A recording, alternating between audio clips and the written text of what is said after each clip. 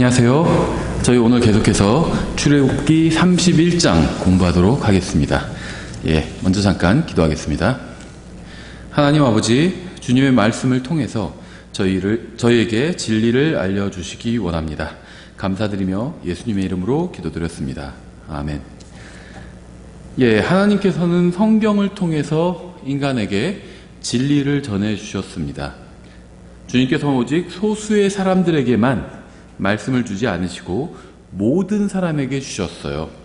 그래서 우리는 지금 손에 하나님의 말씀인 성경을 들 수 있게 된 거죠. 우리는 이 말씀을 읽고 이 말씀으로 살고 또 이 말씀을 사랑하고 연구하고 선포하고 암송해야 합니다. 하나님의 거룩한 말씀을 가지고 있다는 것은 정말 너무나도 놀라운 기적이고요. 흥분되는 일이 아닐 수가 없죠. 출애굽기 31장은 성막 제작이라는 거룩한 사역을 위해서 하나님의 부르심을 받은 기술자에 관한 짧은 장입니다.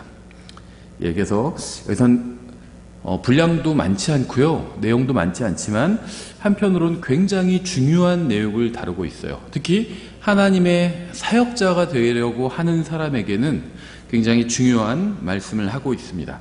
먼저 1절부터 5절 보시면 주께서 모세에게 말씀하여 이르시되 보라, 내가 유다 지파에 속한 훌의 손자요 우리의 아들 브살레를 지명하여 부르고 지혜와 명철과 지식과 온갖 종류의 기술에서 하나님의 영으로 그를 충만하게 하여 정교한 일들을 고안하고 금과 은과 노수로 일하게 하며 보석을 깎아 물리고 나무에 새기게 하여 온갖 종류의 기술로 일하게 하였노라.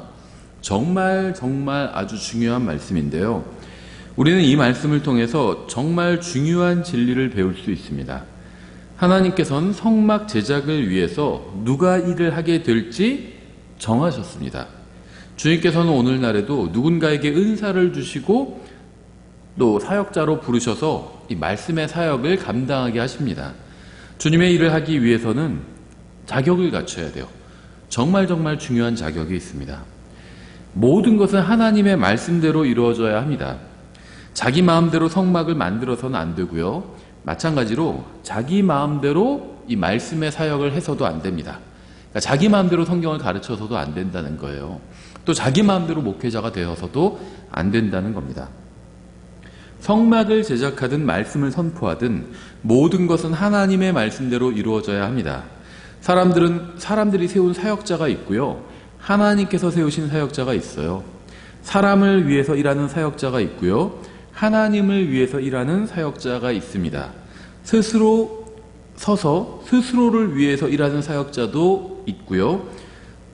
또 언젠가 누가 세웠고 누구를 위해서 일했는지 모든 것이 밝혀질 날이 오게 될 겁니다. 그러니까 우리가 인간적인 관점에서는요, 구분하기가 어려울 수도 있어요. 저 사람이 하나님께서 세우신 사역자인지 스스로 선 사역자인지 구분하기 어려울 때도 있는데요.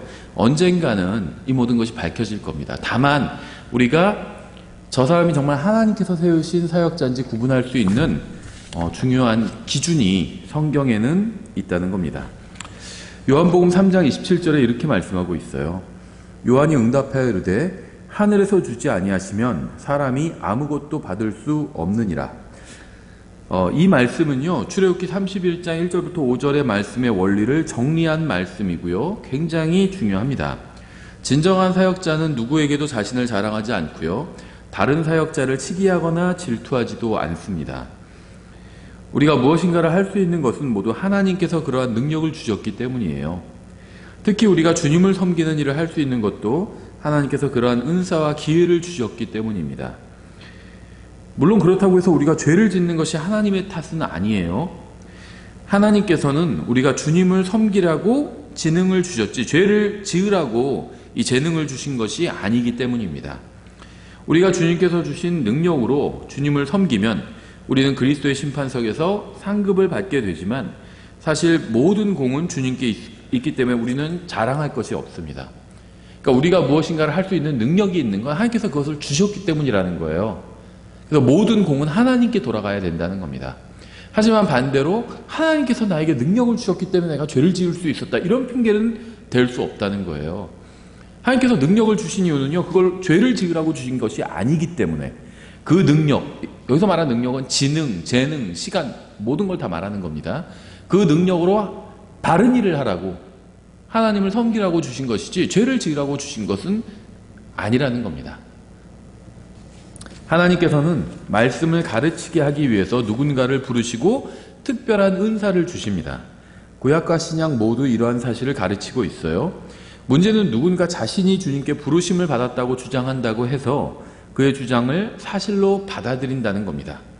만일 누군가 진정으로 하나님의 부르심을 받았다면 그러한 주장 자체가 아니라 그가 자신이 받은 은사를 어떻게 사용하는지를 보고 판단을 해야 합니다.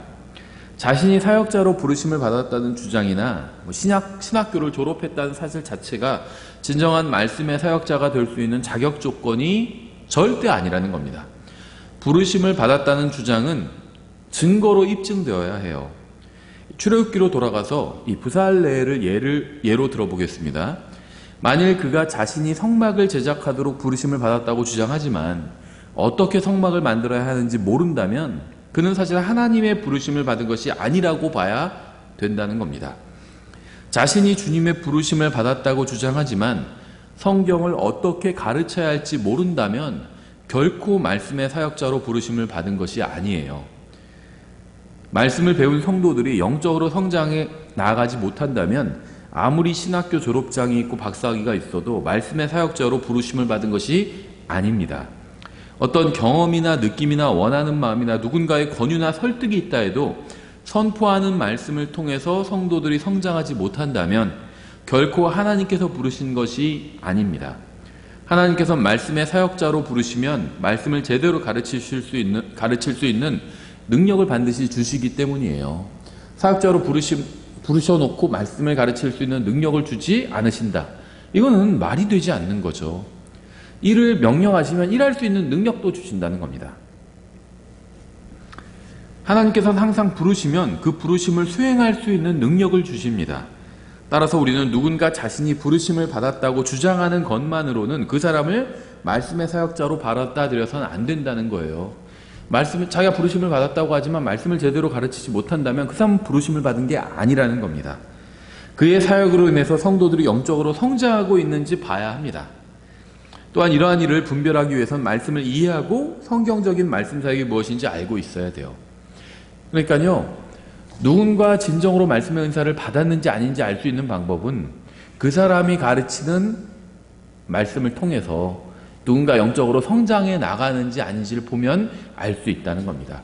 또 이러한 일들을 분별하기 위해선 내 자신이 먼저 하나님의 말씀을 알고 있어야 분별할 수가 있겠죠. 마치 축구를 관람할 때 내가 축구를 잘하는 것과 내가 축구를 보는 것은 완전히 다른 일이죠. 다만 내가 축구의 기본적인 규칙은 알고 있어야 저 선수가 축구를 제대로 하는 것인지 아닌지 판단할 수가 있는 거죠. 말씀의 사역도 마찬가지예요. 내가 말씀을 잘 가르치는 못해도 누군가 잘 가르치는지 아닌지 분별할 수는 있다는 거죠. 또 누가 성경적으로 가르치는지 분별하기 위해서 내가 먼저 성경을 알고 있어야 되겠죠. 그런 상태에서 누가 하나님의 말씀을 제대로 가르치는지 분별해 내야 한다는 겁니다. 내가 유다 지파에 속한 훌의 손자 우리의 아들 브살레를 지명하여 부르고 이렇게 말씀하셨죠. 이 브살레는요, 가문의 영광을 가져왔습니다. 그는 훌의 자랑스러운 손자요 우리의 자랑스러운 아들이었고요, 유다 지파의 자랑스러운 일원이었습니다. 어리석은 아들은 가족의 불명예죠. 하지만 하나님을 위해서 위대한 사역을 하는 사람은 가정의 명예를 높여줍니다. 성경은 아버지와 어머니를 공경하라고 명령합니다. 내 아버지와 어머니를 공경하라. 그것은 약속 있는 첫째 명령이니 이렇게 말씀하고 있죠. 하나님을 위해서 신실하게 일하는 것은 가족의 명예를 높이는 거고요. 부모를 공경하는 한 방법입니다. 그러니까 신실한 삶을 사는 것은 하나님을 기쁘시게 하는 것뿐만 아니라 부모님도 기쁘시게 한다는 겁니다. 3절, 지혜와 명철과 지식과 온갖 종류의 기술에서 하나님의 영으로 그를 충만하게 하여. 이 브살렐과 관련해서 가장 중요한 점은요, 이 사람이 하나님의 영으로 충만했다는 거예요. 하나님의 영으로 충만하지 않고서는 주님의 일을 절대 할 수가 없습니다. 사도행전 6장에서도 교회에서 상을 섬기게 하기 위해서 사람들을 세우려고 할 때 가장 먼저 고려한 점이 무엇인지 아세요? 성령으로 그 사람이 충만한지 여부를 보는 것이었습니다. 사도행전 6장 2절부터 4절에 이렇게 되어 있죠. 이에 12사도가 제자들의 무리를 자기들에게 불러 이르되 우리가 하나님의 말씀을 버려두고 상을 섬기는 것은 합당치 아니하니 그러므로 형제들아 너희는 너희 가운데서 정직하다는 평판이 있고 성령님과 지혜가 충만한 사람 7을 찾아내라. 우리가 이 일을 그들에게 맡기고 오직 우리는 계속해서 기도와 말씀 사역에 전념하리라 하니라. 성령님으로 충만한 것에 이 정직하다는 것도 들어있는 거죠. 근데 왜 이렇게 또 분리해서 따로 말했냐면요, 정직하다는 평판을 강조하기 위해서입니다. 그냥 성령님으로 충만한 사람을 찾아라 이러면 여기에 정직한 것도 포함되어 있는데 특히 이 상을 맡는 일은 정직한 사람이 맡아야 돼요. 그래서 더 강조하고 있는 것이라고 볼 수 있어요. 우리는 말과 행위로 하나님께 영광을 돌려야 합니다. 그리고 하나님께 영광을 돌리기 위해서 가장 필요한 것이 바로 성령님으로 충만하게 되는 것이에요. 물론 성령님으로 충만하게 채워주실 수 있는 분은 하나님밖에 없다는 점을 우리가 반드시 기억해야 되죠. 주님께서는 주님을 위해서 일할 사람을 성령님으로 충만하게 하시면서 지혜도 주셨습니다. 주님을 섬기기 위해서는 성령님으로 충만하고 동시에 지혜도 있어야 합니다. 목회나 선교 사역을 하기 위해서도 반드시 성령님으로 충만하고 동시에 지혜로워야 합니다. 하나님의 말씀을 가르치는 방법과 사람들을 대하는 방법은 모두 지혜가 필요한 일이에요. 구원받지 않은 사람에게 복음을 전하고 구원받은 사람들에게 성경을 가르치는 데에도 지혜가 필요합니다. 구원받았지만 여전히 세상적인 사람과 구원받고 헌신된 사람 모두를 상대하기 위해서는 지혜가 필요합니다. 다양한 사람들이 모인 교회를 잘 인도하기 위해서도 지혜가 필요합니다. 주님의 교회를 제대로 인도하기 위해서는 지혜와 명철과 지식과 온갖 종류의 기술에서 하나님의 영으로 충만해야 합니다. 창세기 4장 22절에 이렇게 되어 있어요. 신라도 두발가인을 낳았는데 그는 놋과 새로 된 것을 만드는 모든 장인을 가르치는 자요 두발가인의 누이는 나아마더라. 이 출애굽기 31장에 나오는 부살레엘과 창세기 4장에 나오는 두발가인은 외형적으로는 비슷했을지 모르지만 주님께 영광을 돌리는 일을 했느냐 그렇지 않느냐라는 이 근본적인 점에 있어서 너무나도 달랐습니다. 둘 다 금속을 다루는 일을 했지만 부살레엘은 하나님께서 주신 재능으로 하나님을 위해서 일했고 두발가인은 하나님께서 주신 재능으로 세상을 위해서 일했습니다. 우리는 저마다 하나님께 받은 재능이 있어요. 그러니까 뭐 하나 잘하는 건 있다는 겁니다. 잘하는 게 아무것도 없는 사람은 없어요. 우리는 이 재능으로 하나님을 위해서 일할 수도 있고요. 세상이나 자신을 위해서 일할 수도 있습니다. 모든 이스라엘 사람이 다 부살레엘처럼 주님을 위해서 일하지는 않았습니다. 모든 사람은 주님을 위해서 살고 주님을 위해서 일할 수가 있습니다. 구원받은 사람은 모두 그리스도의 몸을 위해서 일해야 합니다. 여러분과 저의 인생은 그리스도의 몸인 교회를 위해서 일해야 합니다. 혹시 우리는 주님께서 우리에게 주신 재능을 오직 세상과 자신을 기쁘게 하는 데만 허리띠에 버리고 있지는 않나요? 우리는 무엇을 위해서, 누구를 위해서 살고 있는지 한번 생각해 봐야 합니다. 여러분이 이 강의를 듣고 있다면 여러분은 주님을 섬길 수 있는 충분한 지능과 재능과 재물과 시간을 가지고 있는 거예요. 그런 게 없는 사람들은 이 강의를 듣고 있지 못합니다, 지금. 그러니까 여러분이 지금 이 강의를 듣고 있다는 것 자체가 복을 받았다는 거예요.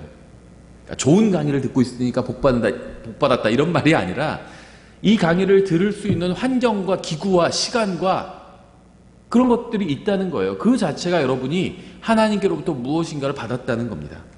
주님을 위해서 무엇인가를 할 수 있는 충분한 힘을 가지고 있다는 거예요. 여러분은 그것을 하나님을 위해서 사용하고 있나요?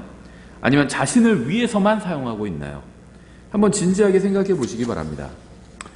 6절 또 보라 내가 그와 함께 단지파에 속한 아히사막의 아들 아홀리압을 주었고 지혜로운 마음을 지닌 모든 사람의 마음에 지혜를 주어 그들이 내게 명령한 모든 것을 만들게 하였으니 곧 회중의 성막과 증언궤와 그 위에 있는 긍휼의 자리와 성막의 모든 비품과 상과 그것의 비품과 순금 등잔대와 그것의 모든 비품과 분향제단과 번제 헌물제단과 그것의 모든 비품과 물두멍과 그것의 받침과 제사장의 직무로 섬길 때에 입는 섬김의 예복 곧 제사장 아론의 거룩한 의복들과 그의 아들들의 의복들과 기름 부음에 쓸 기름과 성소를 위한 향기로운 향이라.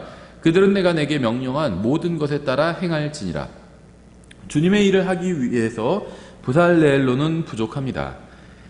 우리에게는 아홀리압과 이름이 언급되지 않은 수많은 사람들이 필요합니다. 하나님께서 명령하신 모든 일을 이루기 위해서는 한 사람만으로는 부족해요. 한 사람이 인도하고 감독할 수는 있겠지만 한 사람이 모든 일을 할 수는 없습니다. 이 부살레엘과 아홀리압은 서로 도우며 일했습니다. 이들 외에도 이름이 거명되지 않은 수많은 사람의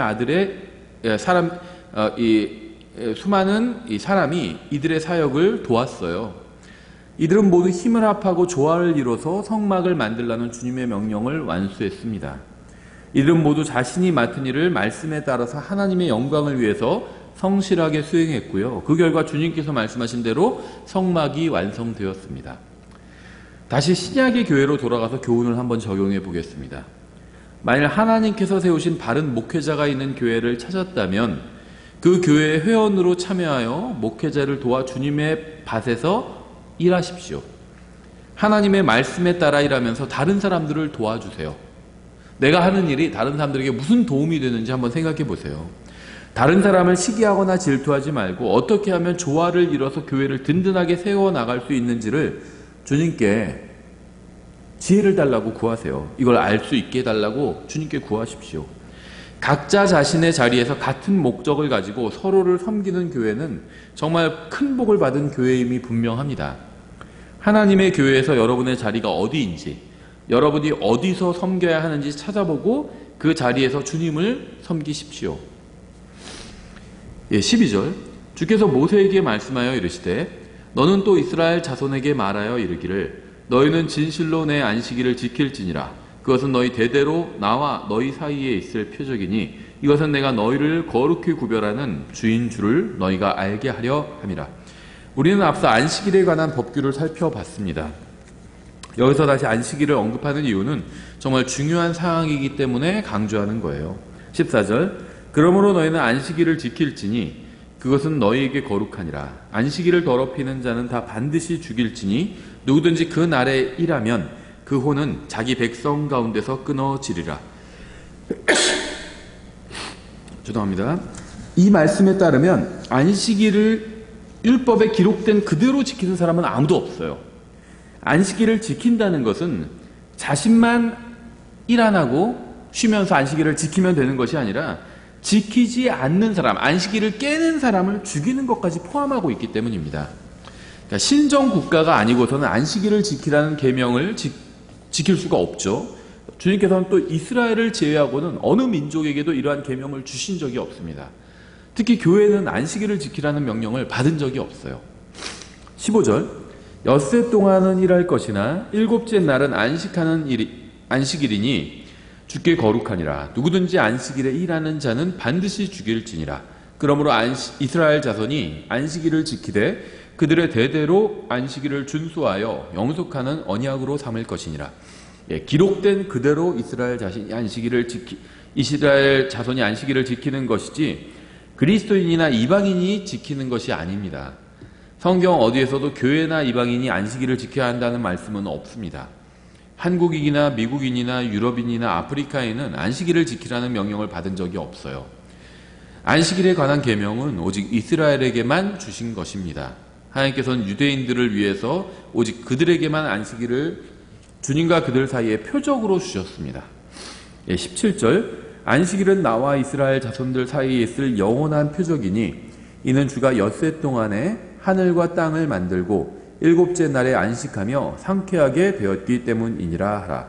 주께서 시내 산 위에서 모세와 대화하는 것을 마치고 증언판 2개를 그에게 주셨는데 그것들은 돌판이요 하나님의 손가락으로 쓰신 것이더라. 출애굽기 31장의 끝부분에 의하면 하나님께서 매우 중요한 2가지 일을 하셨습니다. 첫째는 하늘과 땅을 만드신 것입니다. 하늘과 땅은 우연히 생겨나지 않았어요. 진화되지도 않았습니다. 이 다윗과 헉슬리는 틀렸어요. 하나님께서 하늘과 땅을 만드셨습니다. 다윈과 헉슬리가 틀렸어요. 다윈, 진화로 가르친 사람. 하나님께서는 문자적으로 엿새 동안 하늘과 땅을 만드셨습니다. 이 31장에 의하면 하나님께서 행하실 위대한 첫 번째 일은 하늘과 땅을 만드실 것이었어요. 하나님께서 행하신 두 번째 위대한 일은요, 자신의 말씀을 돌판에 직접 기록해 주신 것이었습니다. 하나님께서 말씀을 주신 것은 하늘과 땅을 창조하신 것만큼이나 중요하고 위대한 일이에요. 저는 여기에 기록된 그대로 하나님께서 직접 돌판에 말씀을 기록해 주셨다고 믿습니다. 저는 성경이 기록된 그대로 사실이라고 믿습니다. 제가 지금까지 읽은 모든 말씀과 경험한 모든 것과 만난 모든 사람을 비교해 보면 성경이 말씀하신 그대로였어요. 제가 아는 것이나 들은 것 중 성경에 기록된 사실과 다른 것은 단 하나도 없었습니다. 성경을 알면 알수록 완전히 진리 그 자체라는 사실을 확신하게 되었습니다. 이것은 저뿐만 아니라 성경을 열심히 읽은 모든 사람이 동일하게 증언하는 사실이에요. 성경은 항상 옳았습니다. 단 한 번도 틀린 적이 없었어요. 성경은 완전하고 순수한 하나님의 말씀 그 자체입니다. 성경은 모든 것에 대해 절대적으로 항상 옳아요. 성경의 모든 진술과 기록과 예언과 약속과 판결은 항상 옳습니다. 성경은 하나님의 말씀이고 영원히 사라지지 않을 것입니다. 하나님께서는 자신의 말씀을 인간에게 주셨어요. 사람은 이 말씀을 기뻐하고 읽고 연구하고 믿고 이 말씀을 따라 살고 붙들어야 합니다. 이 말씀은 확실하고 정확하고 모호합니다. 이 말씀에는 여러분이 필요로 하는 모든 것이 들어있어요. 예수님께서도 하늘과 땅은 없어지겠으나 내 말들은 없어지지 아니하리라 이렇게 말씀하셨잖아요. 하나님의 말씀이 성경이 없어지지 않는다는 거예요. 이 세상에 있는 모든 것들이 다 허무하게 사라져 버리겠지만 하나님의 말씀은 절대 결코 없어지지 않을 것입니다. 오늘 여기까지 보겠습니다.